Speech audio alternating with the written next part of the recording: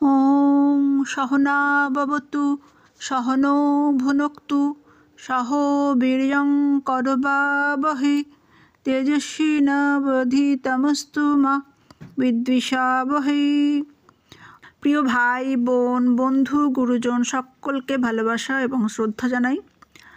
আজ আমরা শুনব নারদীয় ভুক্তসূত্র থেকে। এখানে স্বামী ভূতেশানন্দজি মহারাজ বৈরাগ্য বিষয়ে কি ব্যাখ্যা করেছেন। বৈরাগ্য বলতে কি বোঝায় সে কথা বলতে গিয়ে শ্রীরামকৃষ্ণ বলেছেন যে কেবলমাত্র জগতের বিষয় থেকে মনটি তুলে নেওয়াই বৈরাগ্য নয়, সেই সঙ্গে ঈশ্বরের প্রতি অনুরাগ থাকলে তবেই তা যথার্থ বৈরাগ্য। বিষয় বৈরাগ্যের সঙ্গে ঈশ্বরপ্রীতি না থাকলে তার ঠিক বৈরাগ্য হলো না। কোনো কারণে জীবনে হতাশা এলে মানুষের বিষয় বৈরাগ্য বা নির্লিপ্ততা আসতে পারে, কিন্তু যদি সে ঈশ্বরগত প্রাণ না হয় তবে তার ত্যাগ বা বৈরাগ্য নয়। আবার যদি এমন হয় মন ঈশ্বরাভিমুখী হলেও বিষয় সম্পর্কে তার ঔদাসীন্য নেই, তবে বুঝতে হবে সে সম্পূর্ণ তদ্গতচিত্ত হতে পারেনি। যতটুকু সে বিষয়ের সঙ্গে জড়িত ঈশ্বর পথে সেটুকুই তার বিঘ্ন হয়ে রয়েছে। সুতরাং অনুরাগ ও বৈরাগ্য দুটি একসঙ্গে নিয়ে অগ্রসর হতে হবে। একটি ইতিবাচক, অপরটি নীতিমূলক।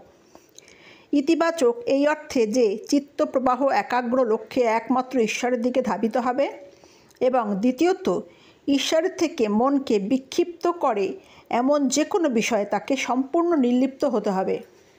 এটাই বৈরাগ্যের প্রকৃত অর্থ। এরই নাম উপরতি।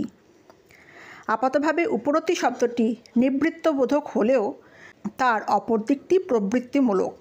সেটি হচ্ছে ঈশ্বর অনুরাগ, ঈশ্বরে অনন্যচেতা হওয়া। এর দুটির একত্র সমাবেশ হলেই তবে তা হবে প্রকৃত বৈরাগ্য।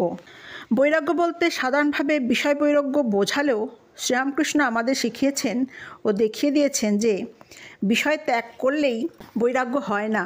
তার ইতিবাচক দিকটি অর্থাৎ ঈশ্বরের ঠিক ভালোবাসার মাধ্যমে ত্যাগ ও অনুরাগের একত্র সমাবেশ ঘটলে তবেই তা প্রকৃত বৈরাগ্যের পর্যায়ে পড়ে।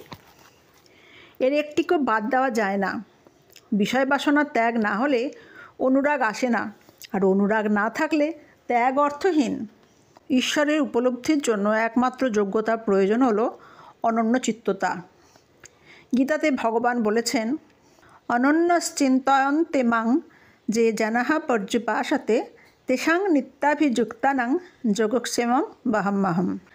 অর্থাৎ নিরন্তর অনন্যচিত্ত হয়ে যে ভক্ত আমাকে চিন্তা করেন, ভজনা করেন, আমাতে যিনি নিত্য যুক্ত আছেন, সেই উপাস্য ভক্তের যোগক্ষেম আমি স্বয়ং বহন করি। আর ভক্তের সমস্ত ভার ভগবান নিজেই গ্রহণ করেন। কিন্তু ভগবান ভার নেবেন এই আশা দেখে কেউ ভক্ত হতে চায় না। প্রকৃত ভক্ত কিছুই আশা করেন না, এমনকি তিনি রক্ষা করবেন এও তার প্রার্থনায় থাকে না। তবে কেমন ভক্তি? এই ভক্তি শুধু দিতেই জানে, নিতে নয়। ভক্ত ভগবানকে তার ভালোবাসাটি নিবেদন করে কোনো প্রতিদান চায় না। স্বামী বিবেকানন্দ তার ভক্তিযোগ বিষয়ক বক্তৃতায় বলেছেন, ভালোবাসার প্রথম লক্ষ্য এই যে তাতে আদান প্রদান বা লাভ ক্ষতির প্রশ্ন নেই। কিছু পাবার জন্য যখন একজন অপরকে ভালোবাসে, জানবেন তা ভালোবাসা নয়, দোকানদারি মাত্র। যেখানে কেনা বেচার কথা সেখানে আর ভালোবাসা নেই। অতএব যখন কেউ এটা দাও ওটা দাও বলে ভগবানের নিকট প্রার্থনা করেন, জানবেন তা ভালোবাসা নয়। কি করে হবে? আমি তোমাকে আমার প্রার্থনা স্তুতি উপহার দিলাম, তুমি তার পরিবর্তে আমাকে কিছু দাও, এ তো দোকানদারি মাত্র। ভক্তি একতরফা বস্তু। ভক্ত তার প্রেম, তার অনুরাগ ভগবানের প্রতি সমর্পণ করে, কিন্তু বিনিময়ে কিছু প্রত্যাশা করে না। ভক্ত দিতেই জানে, নিতে চায় না। এই হলো উত্তমা ভক্তি।